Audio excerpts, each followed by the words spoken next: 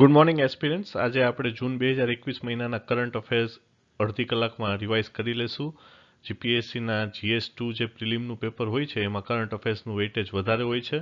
તો આજે આપણે જૂન 2021ના કરંટ અફેર્સ સ્ટાર્ટ કરીએ.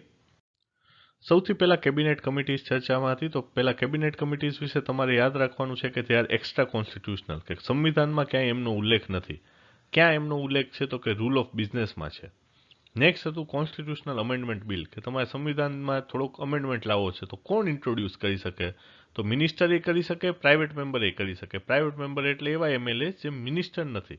અને it does not require prior permission of president, કે પ્રેસિડેન્ટની પૂર્વ મંજૂરી કોન્સ્ટિટ્યુશનલ અમેન્ડમેન્ટ બિલમાં જરૂરી નથી હોતી. નેક્સ્ટ છે serum institute has become the latest company to ask for indemnity. તો આ ઇન્ડેમનિટી શું હોય? તો કે ઇન્ડેમનિટી એટલે security against loss or other financial stress, કે ભાઈ અમે અત્યારે તમને આ વેક્સિન આપી છે, બટ કાલ સવારે અમારા ઉપર કોઈ લિટિગેશન થાય કે અમારા ઉપર કોઈ કેસ થાય તો અમારું સે ધ્યાન રાખજો.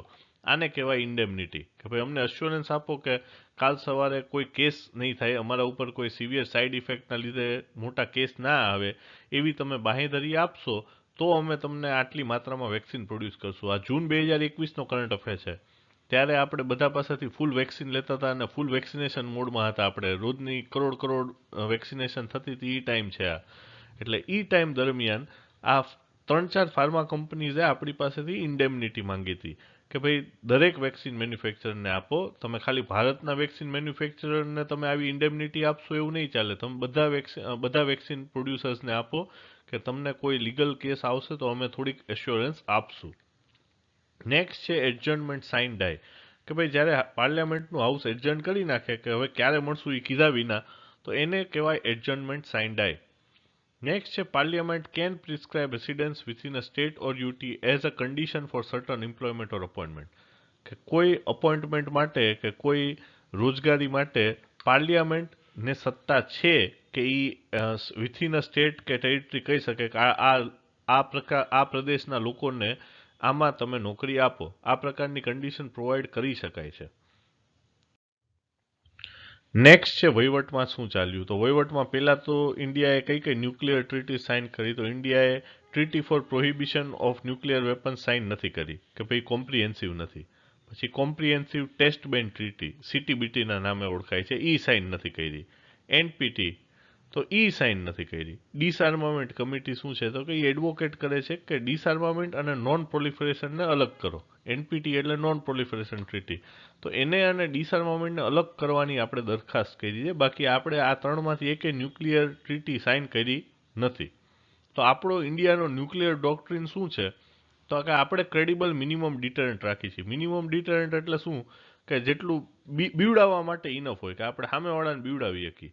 બીજું છે આપણું નો ફર્સ્ટ યુઝ પોલિસી, કે આપણે કોઈ ઉપર પહેલા ન્યુક્લિયર અટેક નહીં કરી. બીજું છે nuclear retaliation to a first strike will be massive and inflict unacceptable damage, કે અમારા ઉપર જો ન્યુક્લિયર હુમલો થયો તો અમે એવો હુમલો કરશું કે તમે એને એક્સેપ્ટ નહીં કરી શકો. અમે હદ બહારનો ન્યુક્લિયર હુમલો કરશું અને તમારા દેશને તહેસ નહેસ કરી નાખશું. અને છેલ્લું છે non use of nuclear weapon against non nuclear weapon state, કે આપણે બીજા કોઈ દેશ સાથે યુદ્ધ કરી જઈએ અને એની પાસે ન્યુક્લિયર વેપન નથી તો આપણે એના ઉપર ન્યુક્લિયર વેપન નહીં કરી. ભાઈ સામેવાળો તીર ચલાવતો હોય તો આપણે તીર ચલાવવાનું, સામેવાળો બંદૂક લઈને જાય તો આપણે બંદૂક લઈને જવાની, સામેવાળો બોમ્બ લઈને આવે તો આપણે બોમ્બ લઈને જવાનો. પણ સામેવાળા પાસે જો ન્યુક્લિયર બોમ્બ નહીં હોય તો આપણે સામે ન્યુક્લિયર બોમ્બ નહીં મારી, એવું ઇન્ડિયાનો ન્યુક્લિયર ડોક્ટ્રિન કહે છે.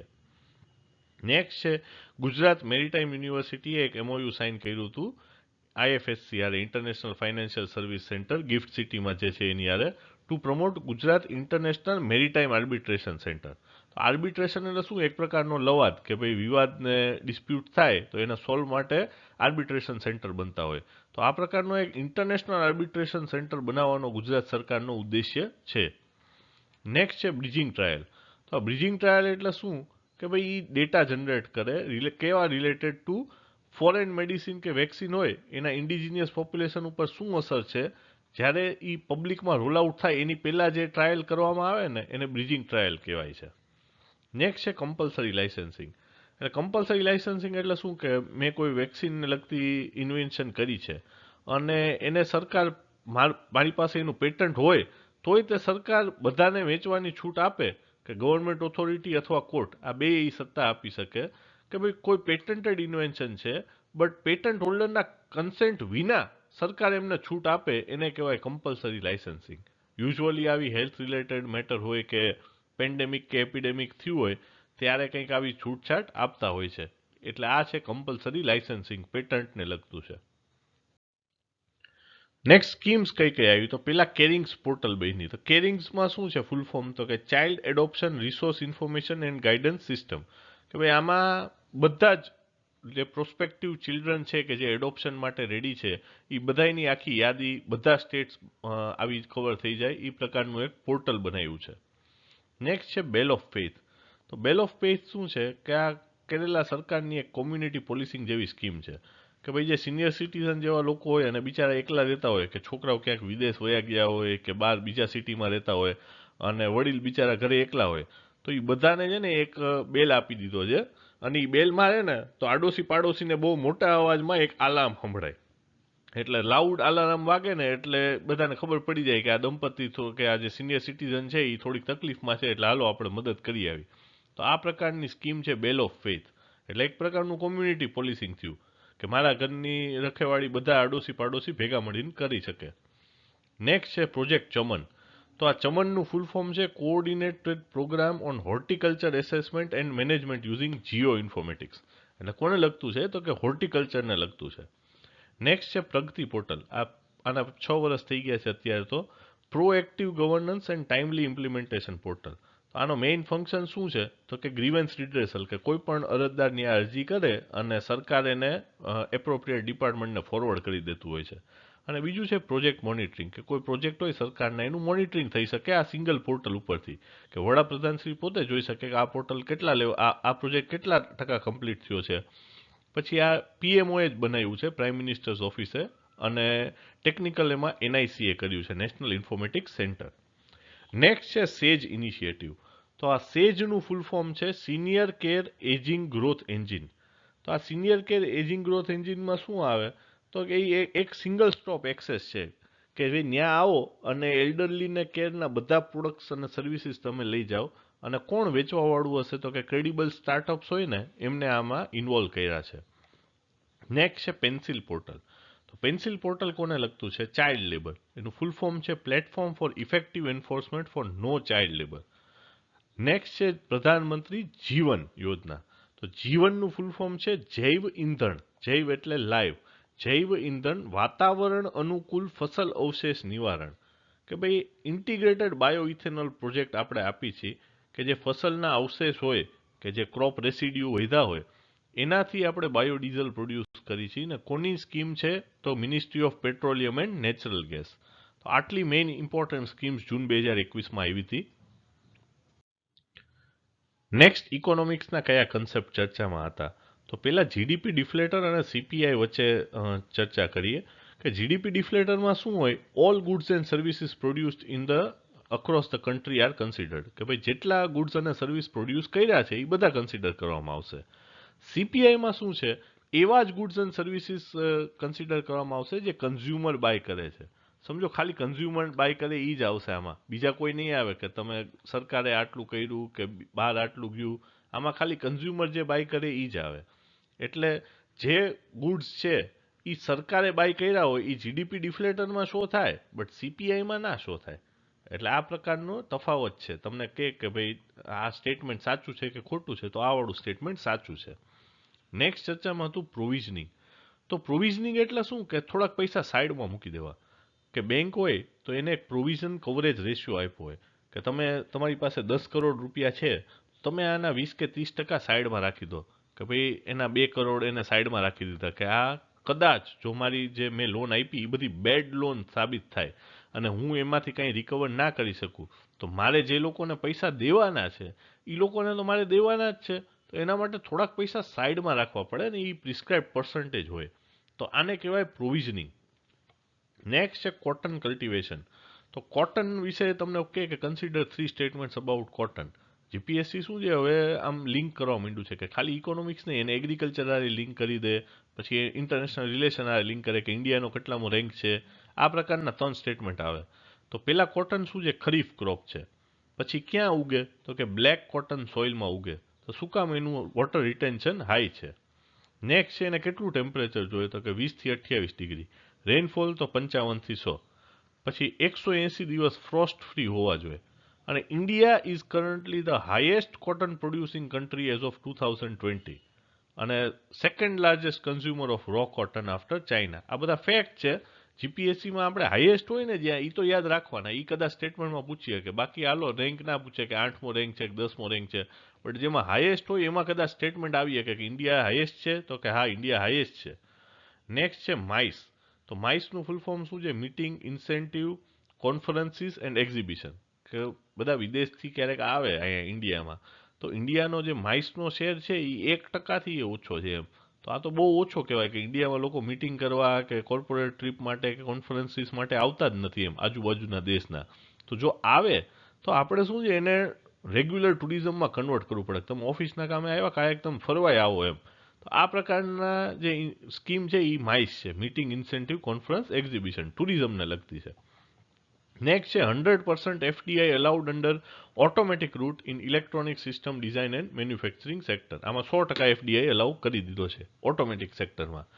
નેક્સ્ટ છે union government's debt sold to 58.8% of GDP. Debt to GDP ratio હોય છે એ અત્યારે 2021ના ફાઇનાન્શિયલ યરમાં 58.8% છે અને 2020ના ફાઇનાન્શિયલ યરમાં 51.6% હતો. એટલે સ્ટેટમેન્ટ આવે કે debt to GDP ratio has increased from with respect to last year. તો એ સ્ટેટમેન્ટ સાચું છે. લાસ્ટ યર 51% હતું, આ વખતે 58% છે. અને કારણ હજી તે કોવિડ જ છે કે ભાઈ ઇકોનોમિક કોન્ટ્રાક્શન થયું હતું, એના લીધે આપણું ડેટ બહુ વધી ગયું છે. નેક્સ્ટ કલ્ચરમાં કઈ કઈ વસ્તુ ચર્ચામાં હતી તો પેલી કે મૈત્રેય બુદ્ધ ચર્ચામાં હતા. તો મૈત્રેય બુદ્ધ એટલે શું કે બુદ્ધ ધર્મમાં એવી આગાહી કરી છે કે ફ્યુચરમાં બુદ્ધનો એક અવતાર આવશે જે આપણને બધાને બચાવશે. એનું નામ હશે મૈત્રેય બુદ્ધ. નેક્સ્ટ ચર્ચામાં હતું કલ્પસૂત્ર. તો કલ્પસૂત્ર વિશે તમને ખ્યાલ હોવું જોઈએ કે આ એક જૈન ટેક્સ્ટ છે. તમને કે કલ્પસૂત્ર કયા સંપ્રદાય સાથે લિંક છે, બુદ્ધિઝમ, જૈનિઝમ, તો તમને ખ્યાલ હોવું જોઈએ કે કલ્પસૂત્ર જૈન ટેક્સ્ટ છે. અને એ શું છે તો બાયોગ્રાફી છે. આ બાયોગ્રાફી એટલે જીવન કથાઓ. કોની છે તો કે જૈન તીર્થંકરની છે.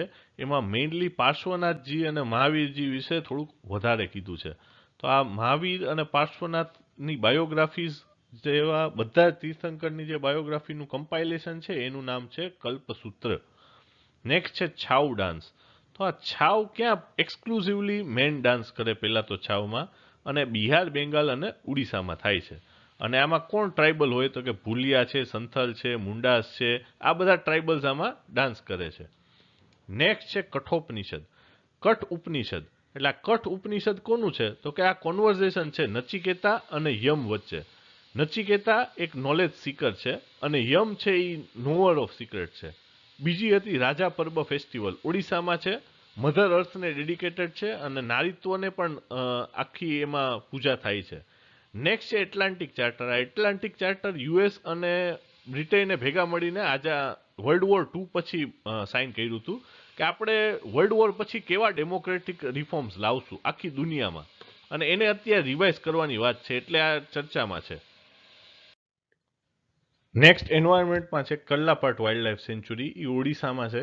આપણે મેઇન વાઇલ્ડ લાઈફ સેન્ચુરી જોઈ લઈએ. આ 5-6 જે ચર્ચામાં હતી ક્યાં ક્યાં છે તો કલ્લાપાટ ઓડિશામાં છે, કોર્બેટ ઉત્તરાખંડમાં છે, બુક્સા વેસ્ટ બેંગોલમાં છે, અમરાબાદ તેલંગાના, ડમ્પા મિઝોરમ અને બાલુખંડ ઓડિશા. આ મેઇન વાઇલ્ડ લાઈફ સેન્ચુરી છે. ક્યારેક જીપીએસસી સ્ટેટ પૂછી લેશે તો થોડીક ઇમ્પોર્ટન્ટ યાદ રાખી લેવી. આપણે દર મહિને આવી 4-5 જોઈ છીએ તો આખા વર્ષની 50 હશે તો 50 એકવાર નજર મારી લેવી, બેસિક કદાચ આવી જાય. નેક્સ્ટ છે વેટલેન્ડ્સ કેટલા છે ભારતમાં મોન્ટ્રીયલ રેકોર્ડમાં તો અત્યારે 2 છે. ખિયોલદેવ નેશનલ પાર્ક રાજસ્થાનમાં છે અને લોકટક લેક મણિપુરમાં. લોકટક લેક છે ને એ એક ફ્લોટિંગ વેજીટેશન છે. ચિલિકા લેક ઘણાને એમ છે કે મોન્ટ્રીયલ રેકોર્ડમાં છે, પણ ચિલિકા લેક પહેલા હતું, અત્યારે એને રિમૂવ કરી દેવામાં આવ્યું છે. અત્યારે 2 છે, ખિયોલદેવ નેશનલ પાર્ક અને લોકટક લેક મણિપુર. નેક્સ્ટ છે મિથેન.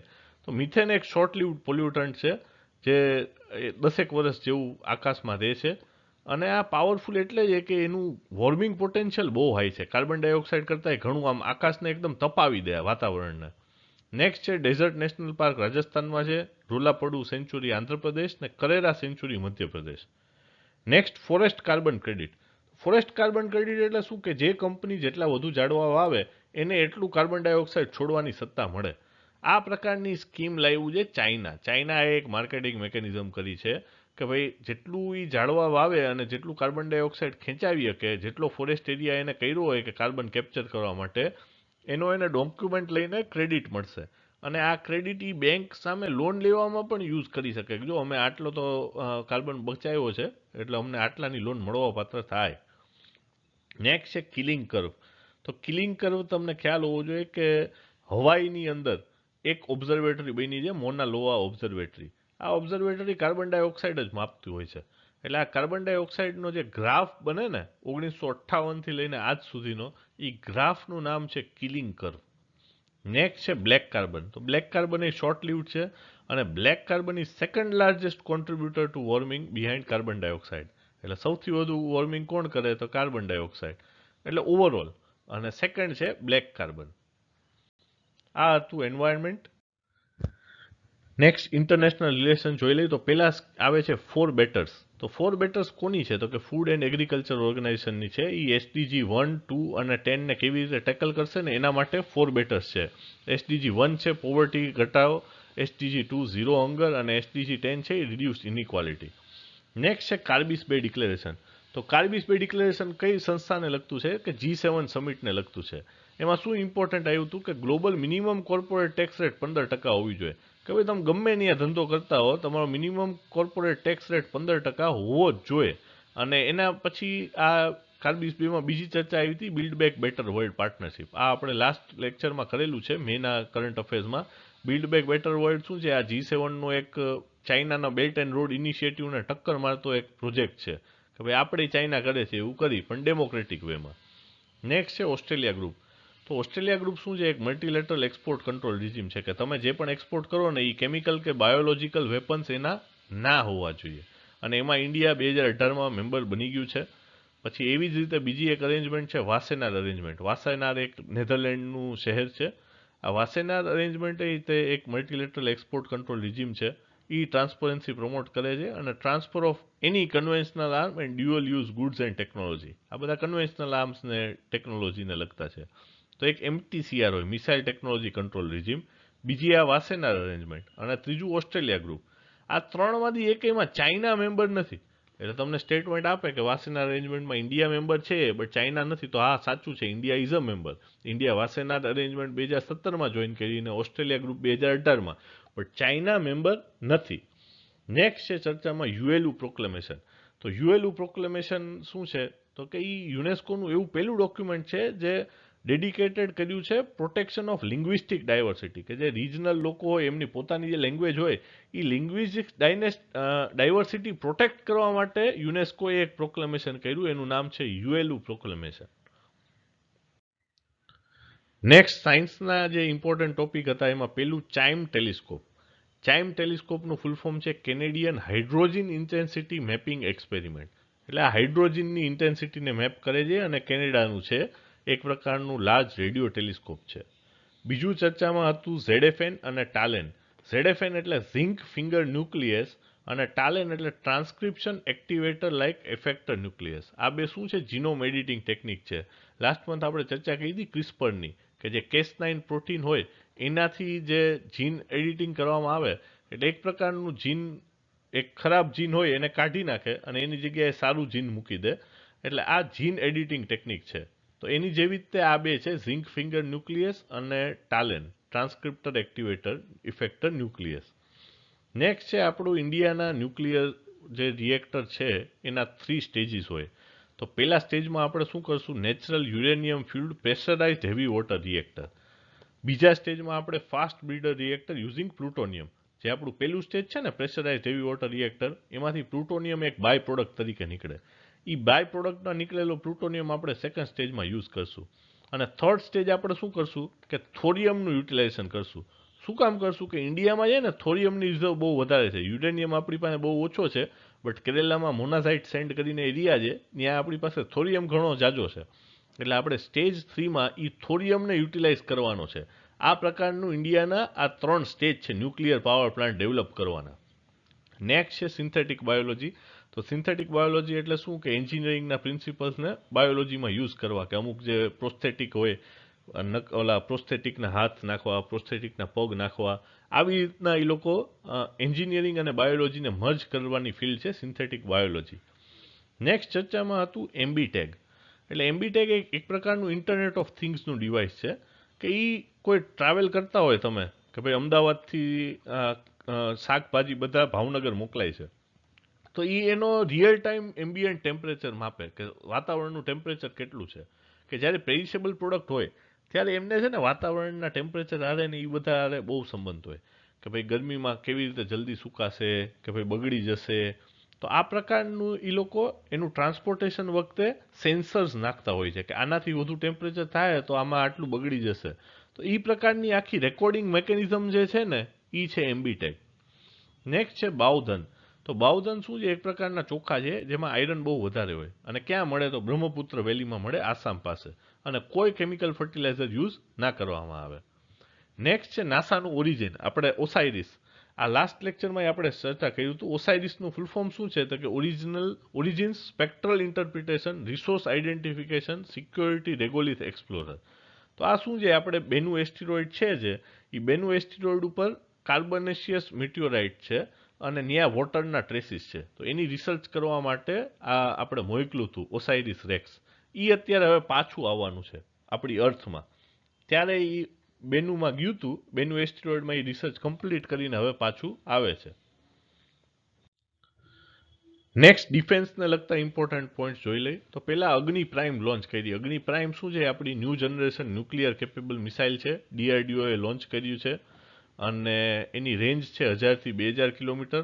અને અગ્નિ 3 જે હતી એના કરતાં 50% વેઇટ એનું ઓછું છે. એટલે જેટલું વેઇટ ઓછું એટલું ટેકનોલોજી એડવાન્સ. નેક્સ્ટ છે ક્રિવાક ક્લાસ ફ્રાઇગેટ.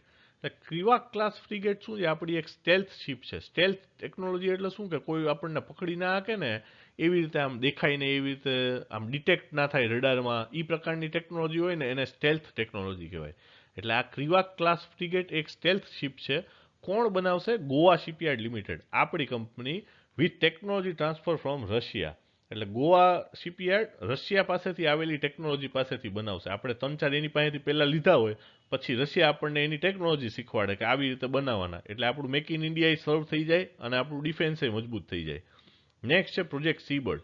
તો પ્રોજેક્ટ સીબર્ડ શું છે? આપણે એક નેવલ બેઝ બનાવવાનો છે, INS કદમ. ક્યાં આગળ બનાવવાનો છે? કર્ણાટકમાં. તો એનું જે પ્રોજેક્ટ છે એનું નામ છે પ્રોજેક્ટ સીબર્ડ. નેક્સ્ટ છે exercise C breeze. C breeze શું છે? અમેરિકા અને વેસ્ટર્ન નેશનનું નાટોનું એક પ્રોગ્રામ હોય. એમાં આ વખતે આ લોકોએ યુક્રેનને ભેગું લીધું છે, અને યુક્રેન અને USA આ લોન્ચ કર્યું છે ઇન બ્લેક સી. એટલે એ શું દેખાડે છે? રશિયાને દેખાડે છે કે ભાઈ જો અમે યુક્રેનની ભેગા છીએ, યુક્રેનને કંઈ હેરાન ના કરતા. આ પ્રકારની એક્સરસાઇઝ છે એક્સરસાઇઝ સી બ્રીઝ. નેક્સ્ટ આવ્યું ડિપાર્ટમેન્ટ ઓફ પર્સનલ એન્ડ ટ્રેનિંગે એના સિવિલ સર્વિસીસના રૂલ અમેન્ડ કર્યા છે. તો અત્યાર સુધી શું છે? બધા રિટાયર થાય ને રોમાંથી કે કોઈ IB-માંથી રિટાયર થાય એટલે ચોપડી લખે કે ભાઈ જો મારા જીવન કથામાં આવું હતું, આટલા આટલા સિક્રેટ હતા દેશના અને આમ હતું. તો એનાથી શું છે? આ લોકોને તો પબ્લિસિટી મળે, બુકના લીધે રૂપિયા મળે, પણ ક્યારેક દેશની સુરક્ષાને નુકસાન થઈ શકે કે એવી સેન્સિટિવ ઇન્ફોર્મેશન બહાર પડી શકે. એટલે સરકારે અમેન્ડ કર્યું કે કોઈ પણ આ પ્રકારની જે સેન્સિટિવ ઓર્ગેનાઇઝેશન હોય સિક્યોરિટીને લગતી, IB છે, નેશનલ સિક્યોરિટી ગાર્ડ છે, રો છે, એમને કોઈ સેન્સિટિવ ઇન્ફોર્મેશન નહીં આપવાની જેનાથી દેશની સોવરેનિટી અને ઇન્ટિગ્રિટી હાર્મ થઈ શકે. અને એ બધાને જો એમને કોઈ ઇન્ફોર્મેશન પબ્લિશ કરવી હોય તો એ લોકોએ એમના હેડ ઓફ ધી ઓર્ગેનાઇઝેશન પાસેથી પ્રાયર ક્લિયરન્સ લેવી પડશે. આ પ્રકારનું અમેન્ડમેન્ટ સરકારે કર્યું છે. નેક્સ્ટ છે પેસેક્સ. તો પેસેક્સ શું છે? પેસેજ એક્સરસાઇઝ છે. તો ભારત ઇન્ડિયન નેવલ શિપે અત્યારે US હારે પેસેક્સ કરી છે, અને આવી પેસેક્સ એક્સરસાઇઝ ભારતે જાપાન અને ફ્રાન્સ સાથે પણ પહેલા કરેલી છે. તો that was all four today's lecture. Video ગમે તો લાઇક શેર સબસ્ક્રાઇબ જરૂર કરજો. બીજા એસ્પિરન્ટ સાથે પણ શેર કરજો. એમને પણ અમારા ટેલિગ્રામ ગ્રુપમાં અને ટેલિગ્રામ ચેનલમાં સબસ્ક્રિપ્શન લિંક આપી એમને શેર કરાવજો. Thank you and have a good day.